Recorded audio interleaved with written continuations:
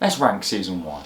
Hello there Whovians, welcome back to New Who HQ. Today I'm ranking Season 1 of Doctor Who from worst to best. And this is the only screwdriver I've found. It's slightly broken and there's no light coming out of it now, but still it's just there for potentially a thumbnail. If you are new to the channel, this is one of my first videos that I'm doing, then please do subscribe if you like, and give this video a like. You can watch my other videos, my opening videos, after this, whenever.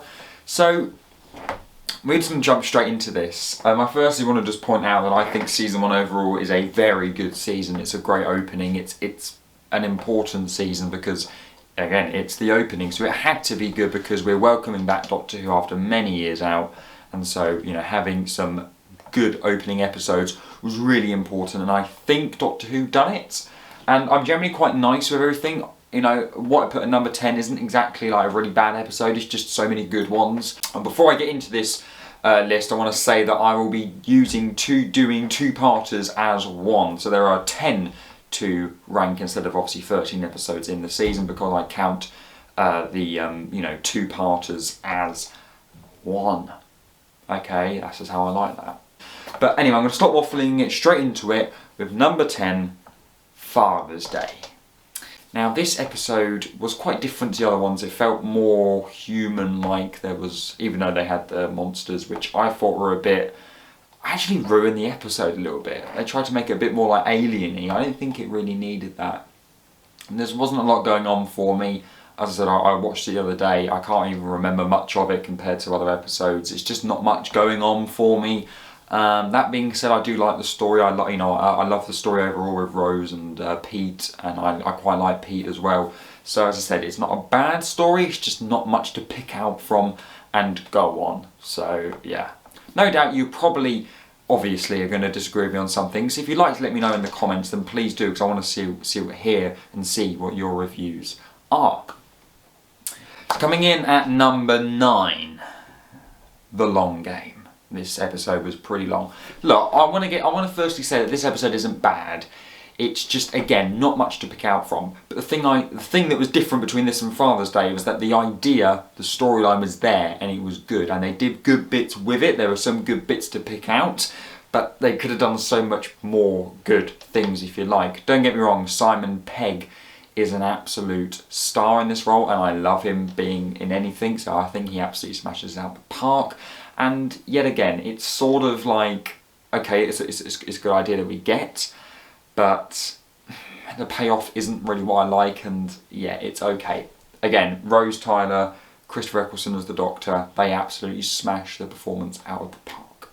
Number 8, Boomtown. Yet again, this, you know, these are really, really low on my list, and yet they're not even bad. Like, I've got positive from this. It's just, there's just not, like, to me, there's not a lot that really happens in it, and to me, it's just like, yeah, it's got some good points, but at the same time, I can't even remember most of it. It's not even that good, but I don't know if you agree with that at all. It just doesn't do anything for me. Number 7, The Unquiet Dead. This is the sort of episode that's just meh. It's not, you know, it's near the middle of my list because it's literally just meh. I like that Charles Dickens comes back. I like this story that we get. Maybe the payoff isn't great. It's just like, again, there are glimmers of and no, I don't like that at all. I like the idea of these sort of zombie dead people coming back. That's really, really good, and I think it's definitely chilling at times. It can be quite scary.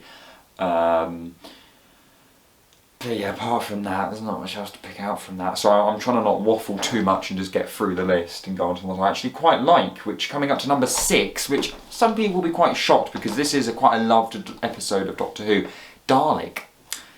Now, this one doesn't do a lot for me. Don't get me wrong, it's a fantastic introduction for the Daleks, but I feel like there's another episode, obviously there's a big 2-part at the end of season 1 that does it better, which makes this episode sort of go, But at the same time, I can appreciate why people love this episode. We are introduced to the most known, common, loved, scared, just fantastic villains of all time to a new generation of people, including me, because I have never seen a classic. Well, I've seen classic Who, but I haven't, I don't watch it like I do with New Who. So for me, this was completely brand new to me, and it does it very well. It's just that it does get beaten by another Dalek episode in season 1, which I'm going to get onto in a bit. But still, I can appreciate why people love this, so please do not hate me. Number 5, The End of the World. This is such a fun. I just love this episode. It's so fun.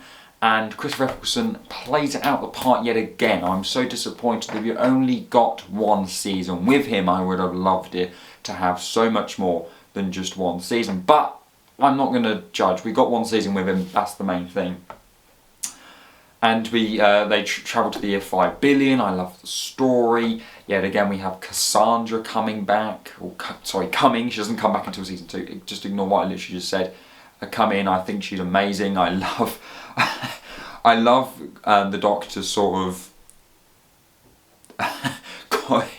We see quite a lot of his comedy in this, and meeting all these different new monsters and aliens. I think it's just really, really fun, while also having that sort of fun/scary sort of good mix.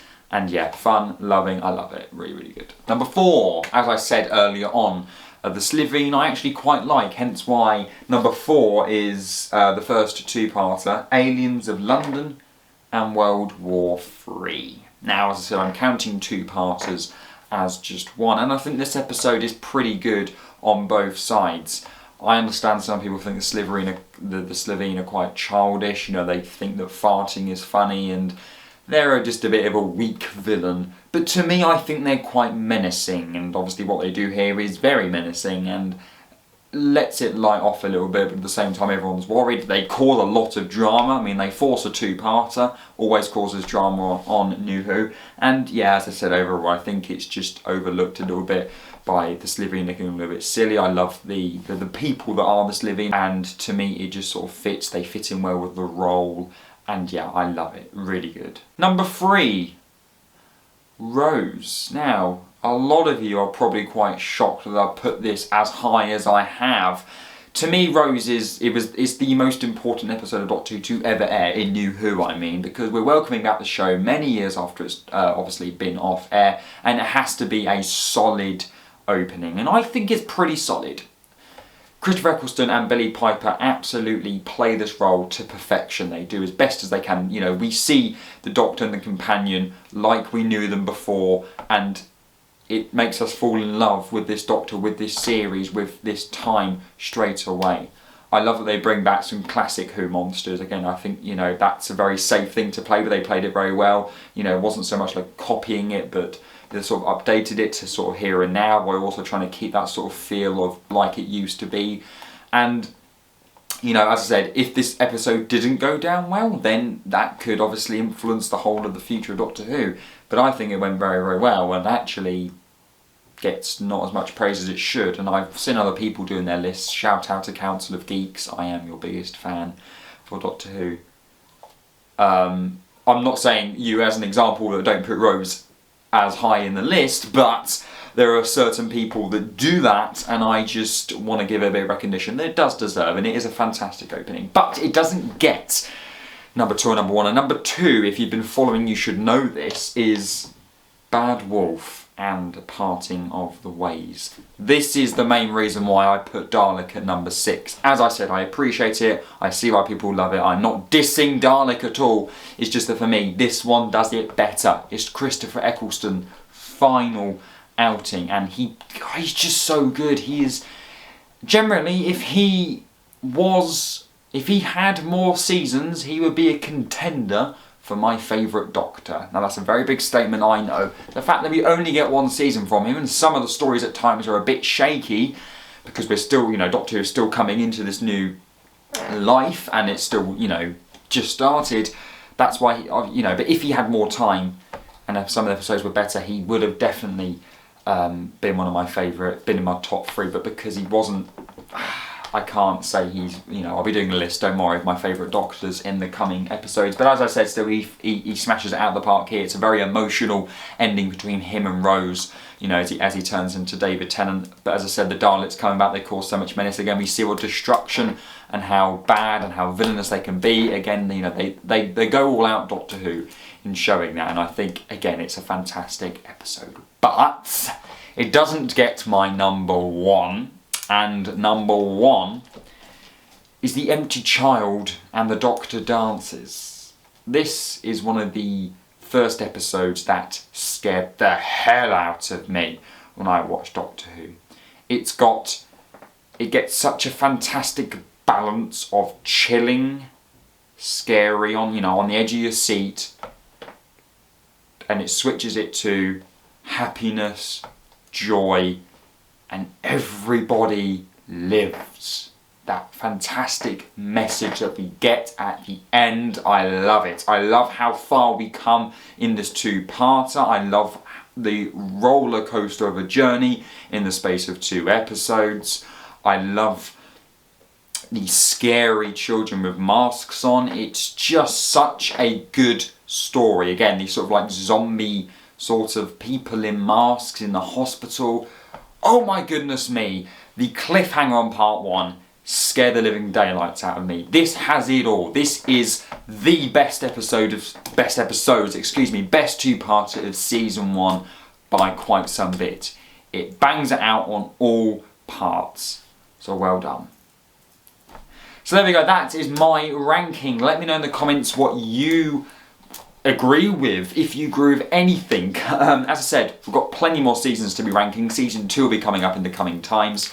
And yes, I hope that you enjoy the video, Whovians. If you did, drop a like, please subscribe, and I'll see you all in the next video. Goodbye, Whovians.